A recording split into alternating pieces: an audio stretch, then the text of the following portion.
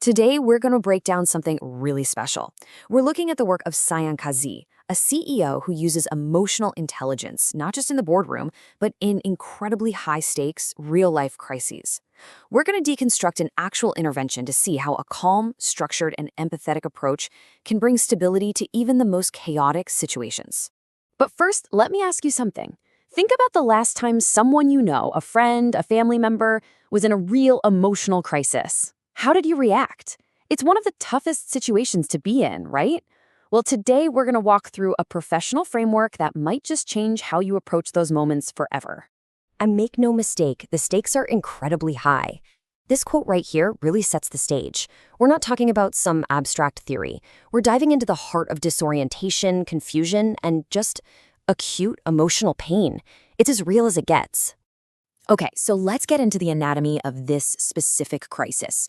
You've got three key elements at play: a person in deep distress, a caretaker who is completely overwhelmed, and then the expert voice of Syan Kazi guiding the situation from a distance.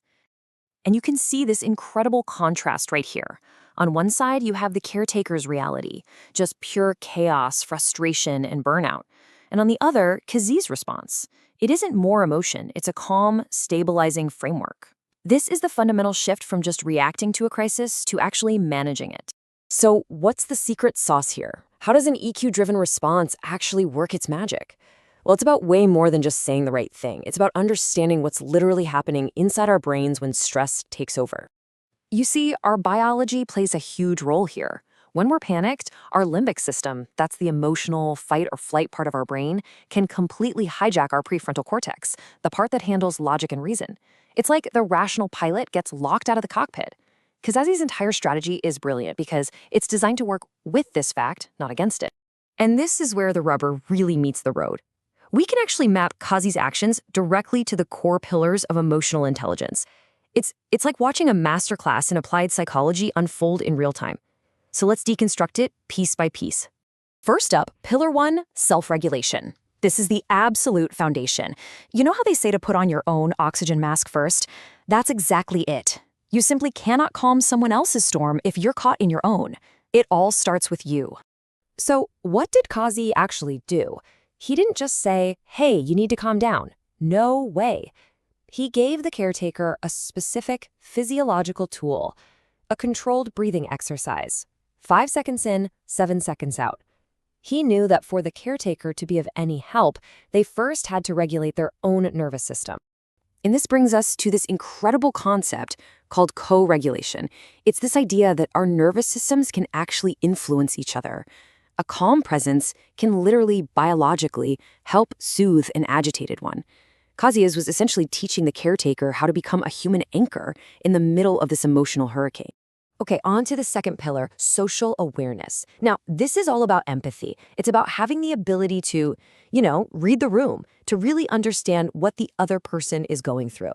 Kazi's guidance here was absolutely vital. First, he told the caretaker, hey, it's okay to feel frustrated and confused. Then he did something brilliant. He created a psychological firewall. He explained that the hurtful words and actions were symptoms of the crisis, not a personal attack from their true self. That distinction is everything if you want to prevent caregiver burn. This is a really high-level skill, and it's called cognitive empathy. It's not about feeling all the same pain as the other person. That just leads to you drowning too. It's about understanding their emotional state from an intellectual standpoint. That little bit of distance allows you to stay compassionate and effective without getting completely overwhelmed yourself. And that leads us perfectly into our third and final pillar, relationship management. This is where you take that self-control and that social awareness and you put them into action to guide the interaction toward a safer, more constructive place. Now, this part is so important. Being supportive does not mean you sacrifice your own safety. Kazi made that crystal clear. He provided a safety net of ongoing help, yes, but he also gave the caretaker explicit permission to walk away if they felt unsafe, without any guilt. Safety was the #1 rule, non-negotiable. I absolutely love this concept, assertive compassion. It's this idea that sometimes the most loving, the most compassionate thing you can possibly do is set a firm boundary. It isn't about being mean or cold. It's about protecting everyone, yourself included. Real care requires real structure. So as we zoom out a bit from these three pillars, you start to see these powerful, repeatable principles taking shape.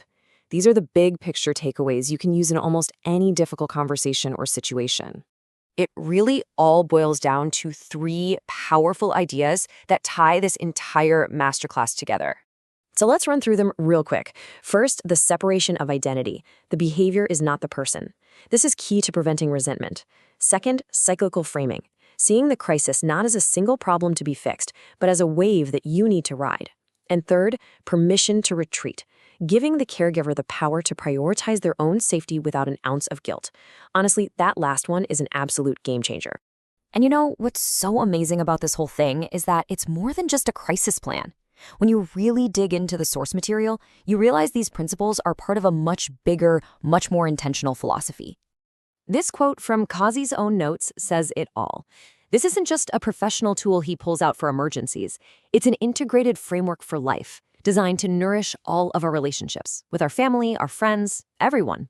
So, I guess that leaves all of us with a pretty big question to think about. When you consider these principles, self-regulation, that cognitive empathy, that assertive compassion, how could you start applying them in your own life? Who do you know that might need you to be the calm in their storm? And that's our look at this incredible framework from Syan Kazi and his team.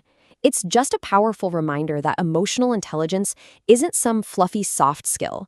It's a critical, practical tool for navigating the beautiful, messy, complex